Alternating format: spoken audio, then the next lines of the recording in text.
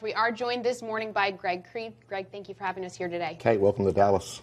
Thank you for having us. So Carl mentioned, congrats on the quarter, Yep. strong comps, but you did have a negative impact on your EPS due to the Grubhub partnership this quarter, but you're also announcing nationwide delivery with Taco Bell today. Tell us why Grubhub and that partnership will pay off in the long term for you. Well, I think the first thing, as you said, is we had a great quarter. It was our strongest quarter of the year from same-store sales, system sales, operating profit, all really good. We love the Grubhub relationship. Yes, in the EPS, there was, I think, 41 cents of mark-to-market. It was up 3 cents for the year, but in the quarter, it was down. But I think if you deliver great operating profit and great system sales growth, the rest of it takes care of itself. And today, Taco Bell launching into 4,000 stores. I had a chance. I was out at Taco Bell a couple of weeks ago. I saw the advertising. It's going to knock your socks off. It's so good. And we're very excited for Taco Bell really getting into the delivery business and really making a great success for both Grubhub and for Taco Bell. You're also looking to bring momentum back to Pizza Hut. Yes. You've just wrapped your first year Yep. as the official pizza sponsor of the NFL. Right. I'm curious if that brought in new customers and if you're happy with your return on that investment. Well, we love the NFL. I mean, how can you not love pizza and football, right? And, I think the ratings got stronger during the year. It's like any relationship. We're in this for the long term. And obviously, we're trying a lot of things now. Some of them work, some of them don't work. But I think our ability to communicate our value message, our ability to, really just tap into the love of football and the love of pizza, it's gone incredibly well. We're really happy with our NFL relationship. Greg, I know Jim Cramer has a question for you back in New York. Jim? Greg, first, congratulations on the numbers. The stock's not reflecting it. But when you guys split from Yum China, everyone said, look, Yum China's got the growth. Regular Yum, no growth. I mean, you were putting up a huge number of stores. You actually have great growth, don't you? Oh, listen, we've got growth in same-store sales, in system sales. If you think about net new units, it was a record year for us. I think we opened well over 1,700 net new units. As we said on the call today, we were in the 3 to 4% net new unit number. Now we're solidly in the 4%. We finished up 5% system sales for the year and 6% in the fourth quarter. So with obviously Taco Bell knocking it out of the park with 9% system sales in Q4. So it was a really good quarter and a great way to finish a really solid year.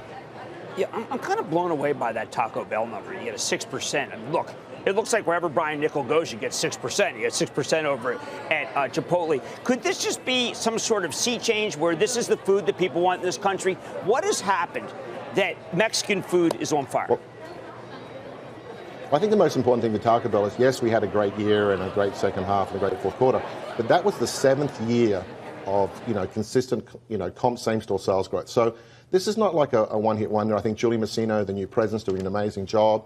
We have, I would argue, the best marketing. We have great operations. We're upgrading the restaurants. The franchisees are running the restaurants. And our relationship with our franchisees at Taco Bell is second to none.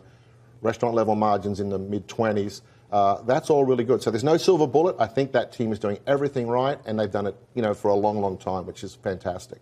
Greg, I'm curious, what's your take on the state of the consumer from where you sit? We've heard some talk about a potential slowdown in 2019. Right. What do you think about that? Yeah, look, I think as long as gas prices stay low and interest rates stay low, I mean, they may not be at historic lows, but I'm not seeing the customer, sort of walk away from what we do. Value will always remain important, but value is important no matter what you're in these days. And so, but innovation is important. So, for us, it's about understanding truly what drives the customer.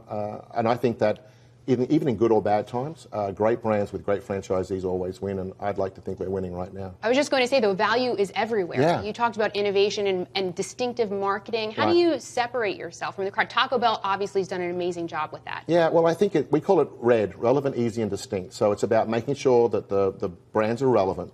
It's about making sure they're distinctive. And then I think the newest attribute is how do you make it easy? And obviously, Pizza Hut does it. Taco Bell now doing delivery. KFC getting into the delivery business. So I think delivery is the next way to make it easier for customers to access what I think are relevant and distinctive brands.